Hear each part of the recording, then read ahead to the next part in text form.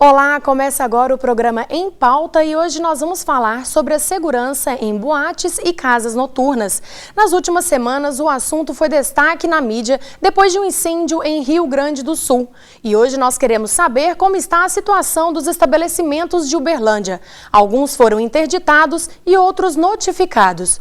Nossos convidados são o Tenente-Coronel Itamar Caetano, do Corpo de Bombeiros, e a advogada Leila Badia Gonçalves, que é representante do Sindicato Intermunicipal de Hotéis, Restaurantes e Bares da região. Nós também convidamos o secretário de Serviços Urbanos, Eduardo Afonso, mas ele não pôde comparecer. Itamar, eu pergunto em primeiro lugar, como que está a situação das casas de Uberlândia? Quantas são notificadas? Quantas estão interditadas? Qual que é o resultado depois do balanço nos últimos meses? Olha, o interessante é dizer que nós já tínhamos uma rotina de vistorias. Então, nós já estávamos vistoriando, é uma rotina, um planejamento interno que nós temos. Contudo, com esse fato que infelizmente aconteceu no Rio Grande do Sul, houve por bem o bombeiro voltar as suas atenções para essas casas com as mesmas características, até demandados pela própria denúncias que foram acontecendo. E nós levantamos, dentro dos conhecimentos que nós tínhamos de locais e algumas denúncias que nos foram apontadas, nós chegamos a vistoriar, até antes do Carnaval, 42 casas. Dessas, 6 foram, pelo Corpo de Bombeiros, interditadas por não estarem cumprindo a legislação estadual de combate a incêndio, prevenção e combate a incêndio. Dessas 6, uma na semana da interdição já voltou a funcionar e uma outra que já deu entrada também, já foi liberada parcialmente. Então as demais ainda permanecem fechadas, se adequando, e dentro dessas outras aí, se não me falha a memória, 4 estavam totalmente regularizadas e as outras foram notificadas para estarem adequando a legislação estadual, porque durante a vistoria não foram detectados nenhum tipo de situações que comprometiam a segurança dos frequentadores, tanto dos proprietários quanto dos frequentadores.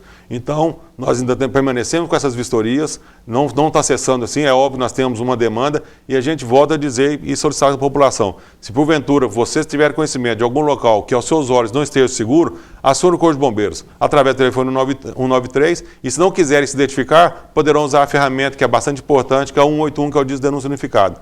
Através disso você pode estar denunciando e nós iremos com certeza verificar. Isso porque todas as pessoas que frequentarem esses locais têm que ter a mesma segurança. Quais foram os principais problemas apontados nessas casas notificadas? Assim, se for pensar no local lá, o que faltava? De uma maneira geral, era a inexistência do auto de vistoria do Corpo de Bombeiros, quer dizer, elas não tinham tomado a iniciativa de providenciar documentação.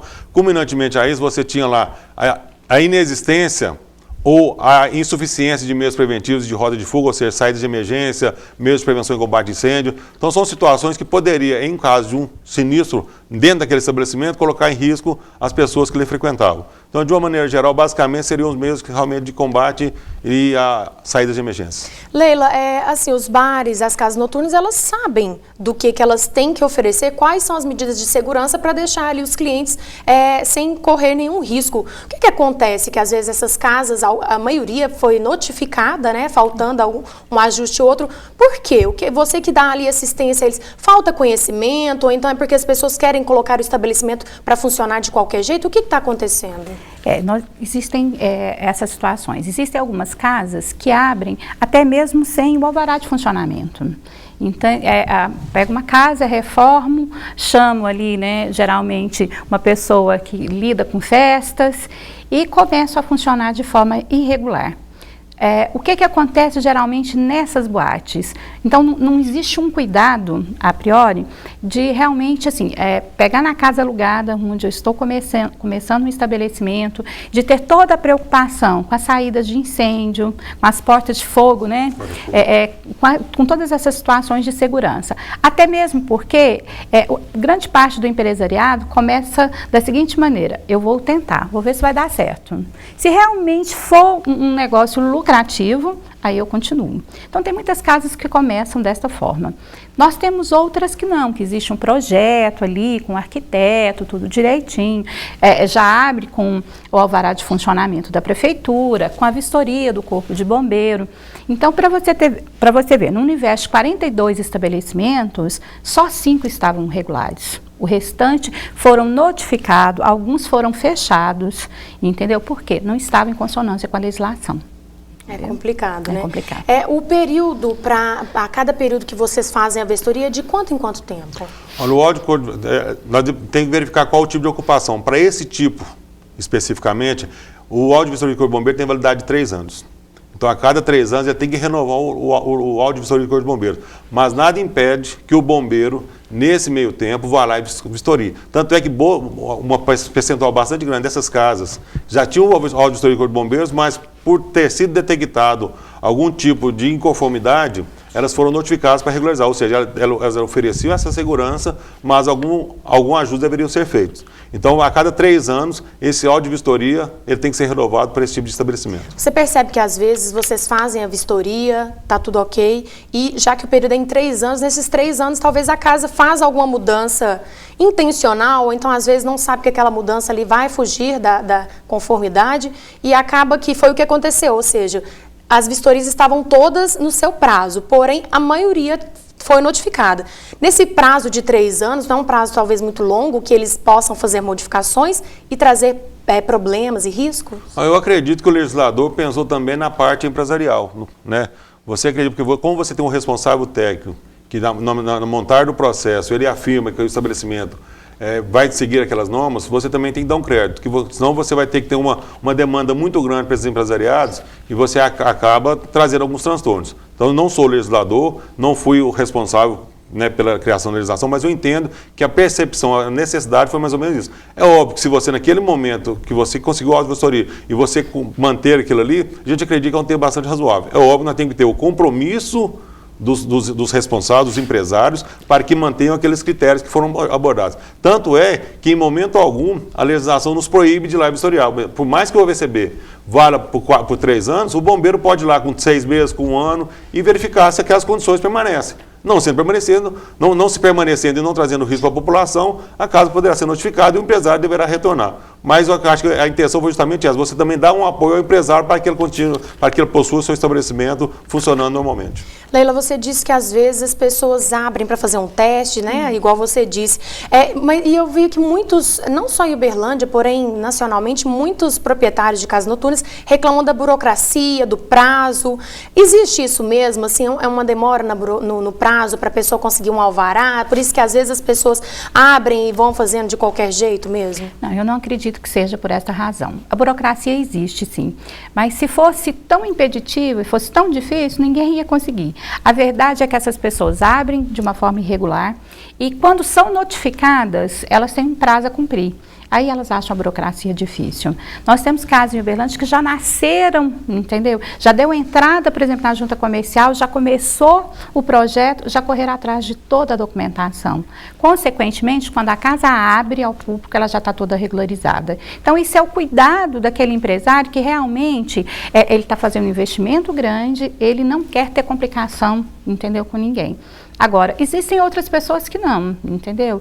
O pessoal abre casas, assim, pega uma casa alugada, às vezes contrata um pedreiro e não um arquiteto, uma pessoa para fazer toda a modificação, e aí ele vai esperar, fala, deixa eu tentar, deixa eu ver como é que está o negócio aqui em Uberlândia. Então, isso acontece muito. E é por desconhecimento mesmo. Às vezes, assim, desconhecimento da legislação, fala, eu estava tentando, agora que deu certo, então deixa eu ver o que eu tenho que fazer. Aí ele vai se deparar com muita burocracia, porque a casa dele já vai estar aberta, ele vai ter que fazer muito mais modificações, muitas das vezes ele vai ter que fechar novamente a casa para abrir depois, porque a vistoria do Corpo de Bombeiro, existe ali as regras que tem que ser obedecida, a porta, salvo engano, né, tem que ter 1 metro... Saída de emergência, no mínimo 1,10 m, 1,10 m, entendeu? E às vezes, se você aluga um estabelecimento, não tem, né, essa situação, e aí ele vai ter que realmente adequar novamente a casa, entendeu? Para abrir novamente ao público. Tá vendo que dá muito mais trabalho? Dá mais trabalho. Tenente, Coronel, você falou pra gente que do Disque Denúncia, dessa questão das pessoas se encontrarem uma casa irregular ou se sentir, pode pedir a ajuda, o auxílio dos bombeiros. Você acredita que talvez as pessoas estão pouco ligando para isso? Muitas vezes vão para uma boate, para uma casa noturna e querem só se divertir, beber e não procuram onde que tem uma saída de emergência, caso eu precise. Falta um pouco de atenção também dos usuários, dos frequentadores? Sim. Infelizmente, nós não temos uma cultura muito prevencionista. Foi muito bem dito aqui pela Leila, a doutora Leila aqui, porque às vezes o empresário também arrisca sem se preocupar com a responsabilidade que ele vai ter, penal, civil, lá na frente, porque você não tem uma cultura prevencionista. Tanto os empresários, não são todos, mas uma parcela significativa, quanto de uma maneira geral da população. Que infelizmente nós não temos essa cultura, nem na nossa casa e nem quando a gente sai. Normalmente quando a população quer sair para divertir, ela quer se divertir e não se preocupa. E a legislação é muito clara, você tem que colocar nesses estabelecimentos, o auto de vistoria e corpo de bombeiro tem que estar visível a todo mundo, justamente para proporcionar à população que aquele local está adequado. Tem que ter a capacidade máxima do local, para quê? Para que a população se envolva. Mas, infelizmente, não é isso que a gente tem visto de uma maneira geral. Com a demanda que aconteceu em Santa Maria, nós tivemos um número significativo de denúncias, de pessoas que ligaram ao Corpo de Bombeiros, que fizeram denúncias, que se preocuparam. Mas a gente quer crer, ou a gente solicita que isso não pare por aqui. Né? Eu acho que isso tem que ter uma rotina, não só em casas de shows, mas uma série de outros estabelecimentos, no seu edifício, que porventura você está alugando, um apartamento está comprando, se lá você não tiver os meios preventivos, deverá ser também certificado o Corpo de Bombeiros, para que aquele estabelecimento também, aquela edificação também tenha os meios preventivos. Então a gente quer que realmente que as pessoas, quem nos dera, se as pessoas fossem realmente parceiras nesse sentido da sua própria segurança. Que elas estando com a sua segurança, preocupadas com a sua segurança, com certeza irá demandar ao bombeiro, nós temos nossas limitações. Nós fazemos, o ano passado nós fizemos mais de 6 mil vistorias, né? A gente sabe que ainda não é o suficiente, mas com a participação mais assídua da população, com toda certeza nós estaremos indo a alguns pontos que de repente, dentro do nosso planejamento, demoraria um pouco mais. Então, infelizmente, isso é uma realidade. Tá, daqui a pouquinho eu vou querer saber também em relação às festas feitas aleatoriamente nas casas das pessoas que às vezes reúnem várias pessoas, um grupo, né, numa casa, e o que acontece? Como que é feito, no caso, com a segurança dos festeiros? Mas é daqui a pouquinho, logo depois do intervalo, nós voltamos já já.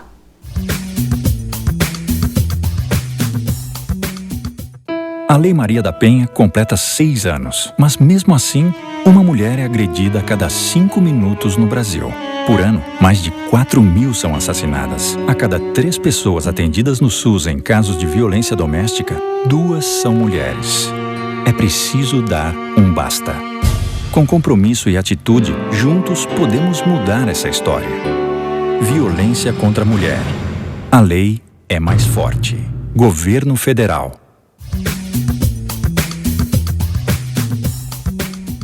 De volta com o programa Em Pauta, hoje falando sobre a segurança nas casas noturnas de Uberlândia. Leila, você que é advogada e representa os bares aí de Uberlândia e região e as casas noturnas, houve um projeto de lei apresentado pela Câmara dos Deputados que fala sobre talvez colocar uma apresentação inicial ali na festa ou durante a festa para as pessoas se identificarem na boate, saber onde que são as saídas de emergência. Eu gostaria de saber como que as pessoas aqui de Uberlândia, os empresários reagiram e qual a sua opinião em relação a esse projeto de lei. O projeto de lei, pelas pesquisas que nós fizemos recentemente, terá um prazo de 120 dias para ser votado.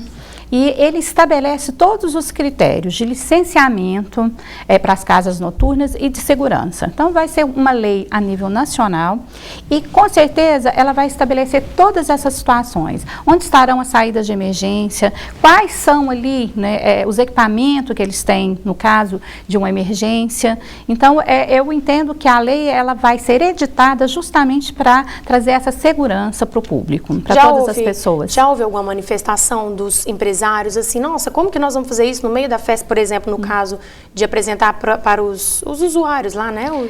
Eu entendo que não existe dificuldade nessa situação. Acho que saída de emergência, só colocar uma plaquinha ali, saída de emergência.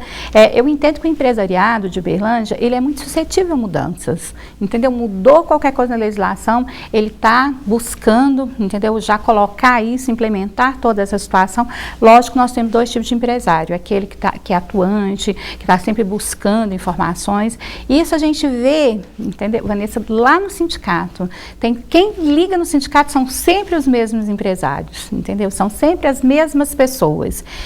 E outros, às vezes nós visitamos, nós temos uma equipe do sindicato que visita essas casas e o pessoal, assim, trata mal, entendeu? Tem um desconhecimento, não sabe que o sindicato está ali para ajudar, entendeu? E o que eu vejo realmente, assim, existem aqueles que estão preocupados, sim, com a segurança, com a legislação em si, e aqueles outros que levam tudo, às vezes, na base, né, da brincadeira e deixa tudo para lá. Certo. Tenente Coronel, foram 42 casas que você citou, né, casas noturnas e restaurantes, bares todos que foram vistoriados. Eu gostaria de saber a diferença, assim, de regras, tanto para as boates quanto para os restaurantes, o que ambos têm que ter em comum, qual que é a diferença de espaço para cada um? De uma maneira geral, a legislação estabelece alguns critérios de acordo com a ocupação, se é uma boate, se é restaurante lá. Se a metragem do estabelecimento, quantos metros? Abaixo de 750 metros quadrados, tem uma exigência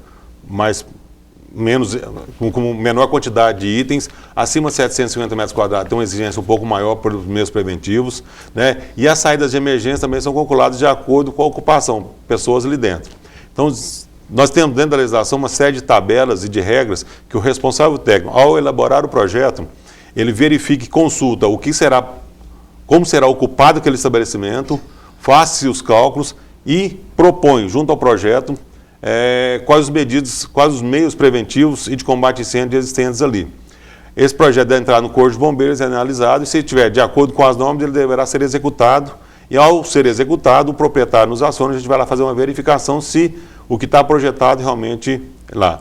Mas de uma regra geral, para esses tipos de estabelecimentos, nós temos que ter sinalizações de emergências, indicações de saídas de emergências compatíveis com o público lá dentro, extintores de incêndios, piso antiderrapante, uma série lá. Acima de 750 metros quadrados, nós teremos, além dessas mesmas exigências, nós teremos que ter extintores hidrantes de incêndios, facilitação de acesso de viaturas do Corpo de Bombeiros para poder estar dando um atendimento mais adequado, né? E às vezes, chegando no caso, então você vai, de acordo com a ocupação, você vai colocando e alocando naquele local meios preventivos e de combate a incêndio. E principalmente as rotas de fuga. Você tem as sinalizações e as indicações dessas saídas de emergência, né? E as portas e as saídas de emergência têm que ser compatíveis com o público que está ali dentro. Certo. Aqueles jatos de água também tem... Os sprinklers.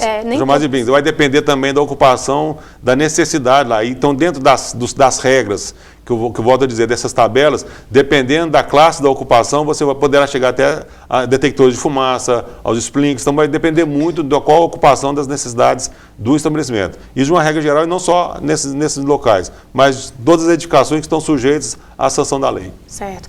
Leila, em relação à lei, para funcionamento desses estabelecimentos, cada município possui uma lei? Existe agora, após esse acidente, que se tenha uma lei geral para todo o país? Como que está essa situação? Na realidade, existe uma lei estadual que rege a matéria. A nossa, para você ter uma ideia, é de 2001. Então, cada estado hoje, né, cada federação tem ali o seu normativo. O objetivo agora, né, uma pesquisa que nós fizemos ontem, é que a presidenta Dilma está cobrando, entendeu, essa lei federal para normatizar isso a nível Brasil. Entendeu? Aí não tem mais aquela questão, é o município, é o estado, é a lei federal que vai reger a matéria.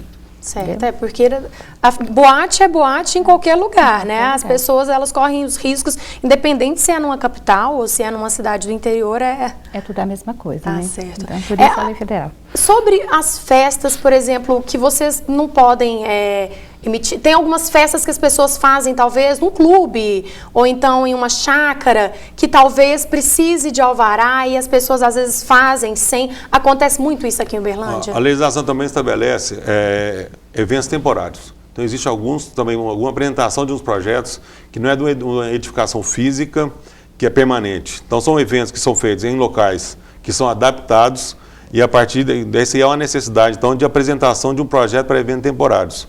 Ele tem umas regras um pouco diferenciadas, né, em termos de agilidade, de necessidade, você tem que apresentar esse projeto com 10 dias de antecedência, o bombeiro até 48 horas faz a vistoria da montagem do estabelecimento, para que você esteja realmente regularizado. Infelizmente, nós temos alguns casos, temos notícias de alguns eventos que acontecem em que locais são adaptados sem qualquer conhecimento das autoridades públicas. Lá. E quando nós somos demandados, nós nos fazemos presentes. Porque às vezes nem sempre a gente conhece. Nós somos ou demandados por conhecimento próprio ou demandados por denúncia de terceiros. Você pode estar naquele local. Aí você vai ter que verificar naquele local quais são as condições de segurança apresentadas no momento da presença do bombeiro. Se você verificar que mesmo não tendo lá, mas você às vezes não é um caso nem de interdição. Por quê? Porque você tem alguns índices de segurança mínimos que poderão ser aproveitados para a segurança daquele pessoal. Então, o organizador ele é notificado, né, para que esse procedimento não volte a ocorrer, né, que ele atente para as normas lá.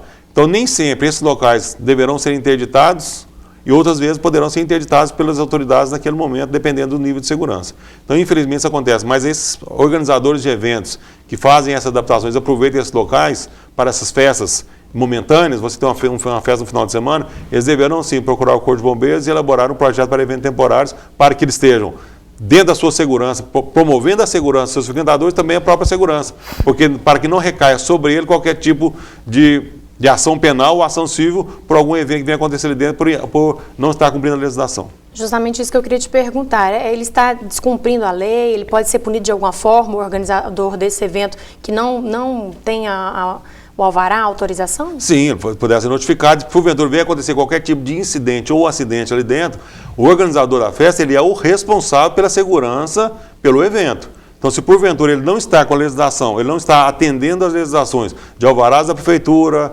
laudo do Corpo de Bombeiros, promovendo essa segurança legal, se vier a acontecer qualquer tipo de incidente ali dentro, poderá recair sobre ele as ações penais e cíveis competentes. Certo. Então, o interessante é que o organizador também saiba que essa responsabilidade é dele. Ao partir do momento que ele está organizando aquele evento, é necessário que ele atente para esse planejamento legal também, para que o evento possa transcorrer qualquer tipo de anormalidade. Certo. Leila, infelizmente precisou acontecer uma tragédia nacional para que as pessoas ficassem mais atentas à segurança nas festas, os pais cada dia mais preocupados. E quando se anunciou a lista das casas noturnas de Uberlândia que estavam notificadas, todos quiseram saber quais eram, para saber onde os filhos estão indo. Infelizmente, precisou acontecer tudo isso para que as pessoas ficassem mais atentos e principalmente os proprietários dessas casas percebessem que era preciso fazer algum ajuste para ter segurança, para oferecer segurança aos usuários das casas. A demanda depois do que aconteceu em Santa Maria, pelo menos no sindicato, aumentou bastante. Entendeu? As pessoas, assim, até mesmo antes da notificação, nós já estávamos recebendo ligações, entendeu? Onde eles procuravam saber qual era a legislação atinente, se estava tudo certo, se havia, né, alguma modificação legal desde a abertura da casa. Então, eu vi assim, que alguns já estavam assim, preocupados com essa questão. Mas olha para você ver o que engraçado, os que estavam preocupados, eu não posso, né, dizer não, mas são justamente aqueles onde o Corpo de Bombeiros esteve lá e onde a Prefeitura também fez lá a fiscalização e estava tudo ok. Entendeu? Então, são os que andam correto que se preocupam mais.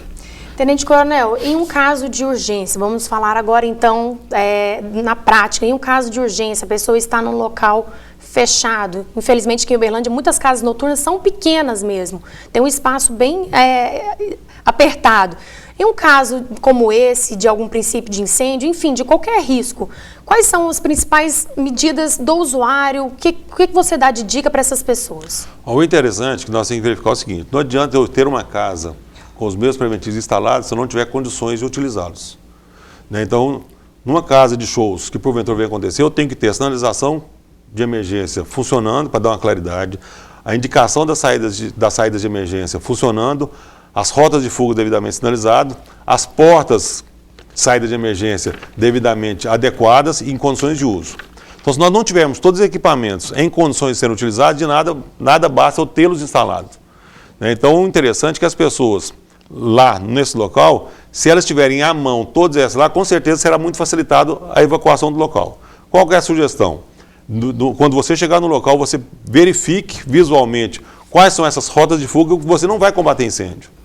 Você, como frequentador, você tem que ter o quê? Condições de sair daquele local. Você não é o responsável para o combate ao princípio de incêndio. Existem os proprietários que são os responsáveis para o início, se for o caso, de imediatamente chamar o Corpo de Bombeiros para que o bombeiro faça o combate efetivamente. Então, você visualizou, saia imediatamente. Qualquer princípio de incêndio, evacue do local, saiam, para que você não torne uma vítima ali dentro, que você não tenha a responsabilidade de estar fazendo esse combate. Então, façam essa evacuação, acione o bombeiro o quanto antes para que a gente possa aí sim fazer o combate a incêndio. Então, primeiramente, você faça um conhecimento visual do local e se previna. Se acontecer qualquer tipo de sinistro, eu tenho que sair por aqui. Então, a partir daí, você tem condições de traçar sua rota de fuga e sua estratégia em caso de necessidade. Se a pessoa tiver em mãos um pano, alguma coisa, pode colocar para respirar, ajuda?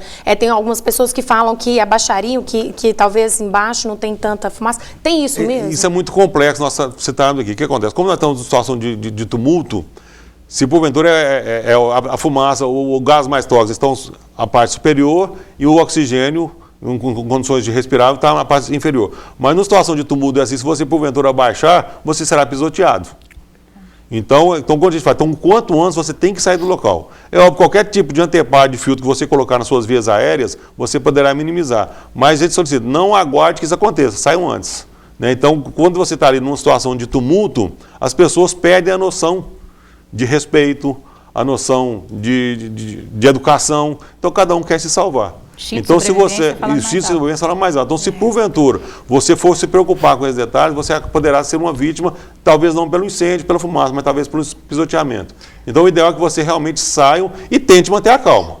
É primordial. Se o estabelecimento estiver em conformidade com a legislação, você, através da calma, você conseguirá evacuar todo o local sem tumulto. Então, primeiramente, manter a calma e se dirigir para saídas de emergência. Agora, só para encerrar rapidinho, é importante também que os funcionários das casas noturnas tenham um treinamento. O bombeiro oferece até o curso de brigada de incêndio. Isso também é importante, né? Sim, a legislação também, até dependendo da ocupação, todos os funcionários deverão ter conhecimento do manuseio dos meios preventivos locais. Então, isso é regra também, isso tem que ter acontecido. E nós temos lá, pelo menos uma vez por mês, um curso gratuito para a população de brigadistas de incêndio e temos também de primeiros socorros. É sem custo, ele é realizado no Corpo de Bombeiros na Rondon Pacheco e a população, estamos abertos tanto aos empresários como a população de maneira geral para que a gente consiga estar multiplicando esses conceitos prevencionistas e também de combate a princípio de incêndio para que a população seja, de uma maneira geral, esteja segura onde estiver frequentando. Ok, muito obrigada a vocês pela participação no programa Em Pauta e pelas informações para o nosso telespectador. Obrigada. Agradecemos. A gente que agradece. E o programa Em Pauta fica por aqui. Nós voltamos na semana que vem. Dê a sua sugestão de tema para os nossos debates. Basta ligar no telefone 3239-4343. Obrigada pela sua companhia e até a próxima semana.